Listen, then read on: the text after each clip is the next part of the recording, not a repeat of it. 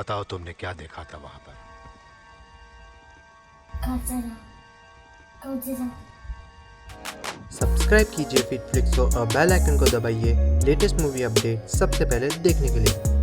काफी सारी मूवीज बन चुकी हैं गॉडजिला के ऊपर, करीब करीब 35। मगर हम उन 35 मूवीज के बारे में बात नहीं करेंगे, हम सिर्फ उन 3 मूवीज के बारे में बात करेंगे जो कि हॉलीवुड की तरफ से बनी है। पहली मूवी आई गॉडजिला 1998 में, दूसरी मूवी आई गॉडजिला 2014 में जिसके बारे में हम आज बात करेंगे, और तीसरी मूवी फाइनली आने वाली है 2019 में, 30 में 2019 को, जिसका नाम होगा Godzilla 2 king of the monsters. Godzilla 2 king of the monsters basically ये एक सेकंड पार्ट होगी गॉडजिला 2014 की मूवी की, जिसके बारे में डिटेल जानकारी आप यहाँ पर क्लिक करके देख सकते हैं। 1998 की गॉडजिला मूवी देखने में अपना ही मजा आया था। एक से एक एक्शन सीक्वेंस थे उसमें, कुछ नया कुछ हटकर दिखाया गया था, एंड ऑफ कोर्स गॉडजिला को हमने पहली बार बिग स्क्रीन पे देखा था। बट कहीं ना कहीं अनफॉर्चुनेटली इस मूवी में डायरेक्टर एडवर्ड गैराट वो चीजें डालना भूल जाते हैं जिसके लिए ये मूवी मेनली बनी है, और वो है एक्शन, स्पेशली गॉडजिला एक्शन। क्या ये वो कारण नहीं है जिसके लिए हम ये मूवी देखते हैं?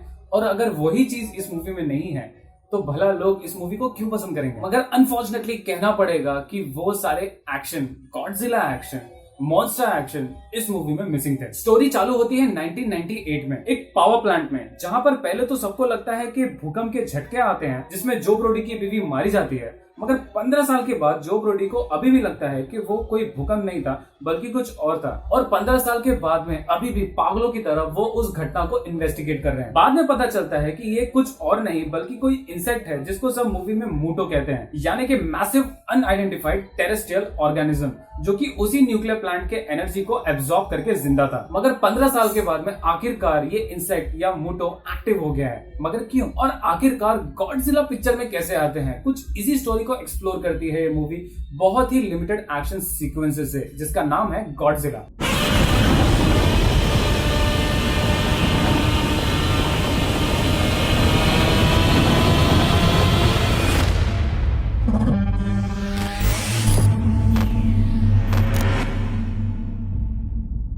गॉडजिला मूवी रिलीज हुई ऑल ओवर इंडिया में 16 मई 2014 को, और ये रिलीज हुई English, Hindi, Tamil as well as Telugu languages में। अगर आपने 1998 की गॉडजिला मूवी देखी थी तो मुझे उम्मीद है कि आपने उस मूवी को जरूर एंजॉय की होगी। मैंने डेफिनेटली एंजॉय की थी। सबसे पहला रीजन था क्योंकि वो पहली मूवी थी गॉडजिला के बारे में, और दूसरी बात ये कि उसमें बहुत ही अलग हट के यूनिक एक्शन सीक्वेंसेस हमें देखने के लिए मिले थे। डार्क एक्शन नहीं था, खुलकर दिखता था, हर एक चीज, हर एक सीन क्लियर था, और काफी सारे एक्शन सीक्वेंसेस थे, बहुत सारी गोलीबारी थी, बहुत सारे ऐसे फैक्टर्स थे जो उस मूवी को इंटरेस्टिंग बना रहे थे। तो कहीं ना कहीं मैं इस मूवी में उससे भी ज्यादा एक्शन और इम्प्रेसिव एक्शन एक्सपेक्ट कर रहा था। मगर अनफॉर्चुनेटली इस पूरे मूवी में अच्छे और बेहतरीन वीएफएक्स के अलावा आपको कुछ और देखने को नहीं मिलता। ये मूवी गॉडजिला के बारे में है तो गॉडजिला को दिखाओ, बाकी मॉन्स्टर्स को दिखाओ, मगर अनफॉर्चुनेटली ये मूवी उन पर कम फोकस करती है और ऐसे कैरेक्टर्स के ऊपर ज्यादा फोकस करती है जो कि स्टार्टिंग में हमें लगता है कि बहुत इंपॉर्टेंट है, मगर आगे जाके वो कैरेक्टर्स बिल्कुल भी इंपॉर्टेंट नहीं होते। आई मीन लाइक ऐसा कोई भी सीक्वेंस, कोई भी सीन या कोई भी फैक्टर है ही नहीं जिससे वो कैरेक्टर्स इंपॉर्टेंट रहे। फॉर एग्जाम्पल जो ब्रोडी, जो कि बेसिकली ये ढूंढने में पागल होते हैं कि आखिरकार उनकी बीवी कैसी मरी, कोई और फैक्टर था, अर्थक्वेक नहीं था। आगे जाके वो मर जाते हैं, बाद में आते हैं उनके बेटे को दिखाते हैं स्टार्टिंग से लेके एंड तक कि वो यहाँ से वहां जा रहे हैं, वहां से यहाँ जा रहे हैं। तो मुझे लगा कि कुछ ना कुछ इंपॉर्टेंट होगा उनको लेकर। अनफॉर्चुनेटली नहीं, ऐसा कुछ भी नहीं था। आई मीन उनको बस एक फिगर डाल दिया गया था, उनके पॉइंट ऑफ व्यू से चीजों को दिखाना था, खाली उसी कारण की वजह से थे।